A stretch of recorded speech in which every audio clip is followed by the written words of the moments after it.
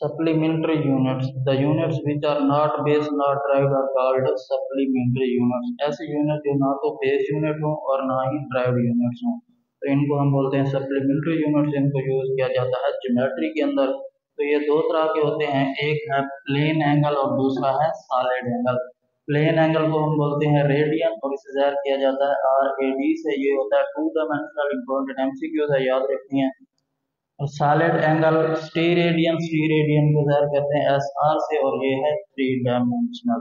तो टोटल दो एंगल हो गए, रेडियन और स्टीरेडियन। सबसे पहले डेफिनेशन करते हैं रेडियन की। The radian is the plane angle. Plane angle है between two radii of a circle. ये सर्कल के दो रेडियाई के दरमियान बनता है। रेडियाई कहते हैं रेडियस की जमा को। दो रेडियस हैं तो इनको हम बोलते हैं दो रेडियाई। तो रेडियस होता है सेंटर से सरकमफेरेंस तक का फासला। ये सर्कल है, सर्कल की लाइन को बोलते हैं सरकमफेरेंस। सेंटर से सरकमफेरेंस तक का जो डिस्टेंस होता है उसे हम बोलते हैं रेडियस। तो ये भी रेडियस है और ये भी रेडियस है, सेंटर से सरकमफेरेंस, सेंटर से सरकमफेरेंस। तो ये जो एंगल है ये दो रेडियाई के दरमियान में बनता है। ये एंगल बन रहा है, ये दो रेडियाई के दरमियान में है। तो इसे रेडियन हम कब बोलेंगे?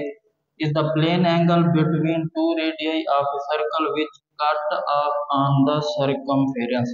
ये जो एंगल है ये सरकमफेरेंस को कट कर रहा है। ये सारा सरकमफेरेंस है, इस एंगल ने इस सरकमफेरेंस को यहाँ से लेकर यहाँ तक कट कर दिया है, ये हिस्सा बना दिया है। ये सारा सरकमफेरेंस इस एंगल के अंदर नहीं आ रहा है, इस एंगल के अंदर सिर्फ ये वाला सरकमफेरेंस आ रहा है। तो सरकमफेरेंस जब कट होती है तो इसे हम बोलते हैं आर्क। अगर ये सर्कल है तो ये सर्कल की बाउंड्री को हम बोलते हैं सरकमफेरेंस। सरकमफेरेंस को जब हम कट कर दें, उसका कोई भी हिस्सा ले लें तो उसको हम बोलते हैं arc. Which cut off on the circumference. ये जो एंगल है ये सरकमफेरेंस को कट करता है। एन आर्क, कट करने के बाद ये आर्क बना देता है। ये सरकमफेरेंस का एक हिस्सा आ रहा है, एक हिस्से को हम बोलते हैं arc. Equal in length to the radius. अगर इस आर्क की जो लेंथ है वो रेडियस की लेंथ के बराबर हो जाए तो उस वक्त जहां पर जो एंगल बन रहा होता है उसे हम बोलते हैं रेडियन। तो दोबारा सुन ले, रेडियन क्या होता है? रेडियन एक एंगल है जो कि दो रेडियाई के दरमियान बनता है।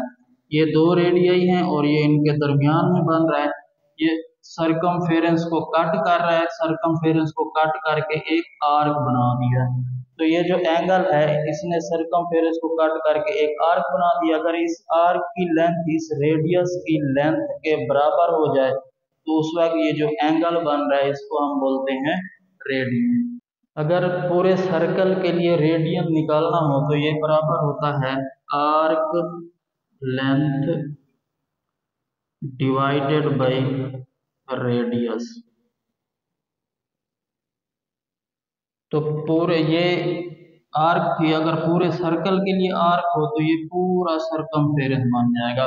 तो पूरे सरकमफेरेंस की जो लेंथ होती है वो बराबर है 2 पाई आर के डिवाइडेड बाई रेडियस। रेडियस होता है आर, आर से आर कैंसिल हो जाएगा, ये आ जाएगा 2 पाई रेडियन। तो पूरे सर्कल के अंदर कितने रेडियन होते हैं? 2 पाई। इंपॉर्टेंट एमसीक्यूज है।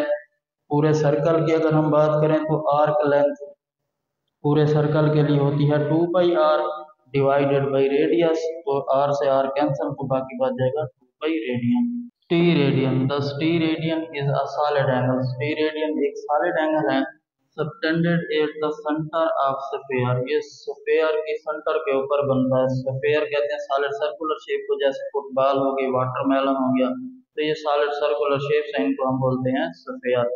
तो ये जो सॉलिड एंगल है टी रेडियन है कहाँ पर बनता है?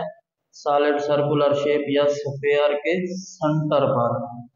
By an area of its surface. अगर उसकी सरफेस से एक एरिया हम निकाल लें, जैसे वाटरमेलन की हम टाकी लगाते हैं तो टाकी वाला हिस्सा जो हम बाहर निकालते हैं उसको हम बोलते हैं सरफेस। तो equal to the square of the radius of sphere. अगर जो सरफेस हमने बाहर निकाली है उसका एरिया स्फेयर के रेडियस के स्क्वायर के बराबर हो जाए तो उस वक्त स्फेयर के सेंटर के ऊपर जो एंगल बन रहा होगा उसको हम बोलते हैं स्टीरेडियन। कैसे बनता है ये समझते हैं इसको। तो ये कंसीडर हम कर लेते हैं, ये एक सॉलिड सर्कुलर शेप है या एक स्फेयर है, फुटबॉल की तरह है।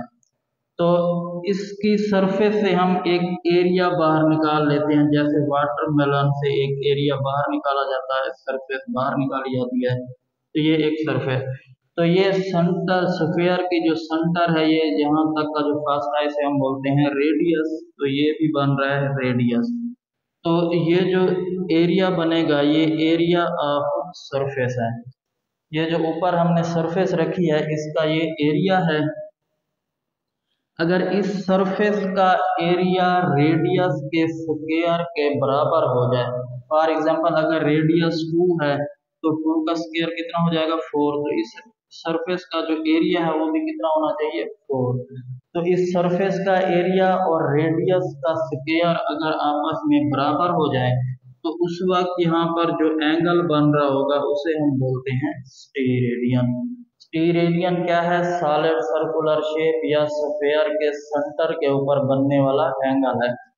जब इसके ऊपर कोई सरफेस रखी जाए, उस सरफेस का एरिया इसके रेडियस के स्क्वायर के बराबर हो जाए तो उस वक्त जो एंगल सेंटर के ऊपर बन रहा होगा उसे हम बोलते हैं स्टीरेडियन। अगर स्टीरेडियन पूरी सॉलिड सर्कुलर शेप या स्फेयर के लिए निकालना हो तो उसका फार्मूला है area of sphere divided by radius square. तो एरिया ऑफ स्फेयर बराबर होता है 4 pi r square divided by r square. ये कैंसिल हो जाएगा तो ये आ जाएगा 4 पाई स्टीरेडियन। अगर पूरी सॉलिड सर्कुलर शेप या पूरी स्फेयर की बात की जाए तो उसके अंदर स्टीरेडियन कितने होते हैं 4 पाई स्टीरेडियन। तो ये इंपॉर्टेंट एमसीक्यूज है कि सॉलिड सर्कुलर शेप या स्फेयर के अंदर कितने स्टीरेडियन होते हैं, ये 4 पाई के बराबर है।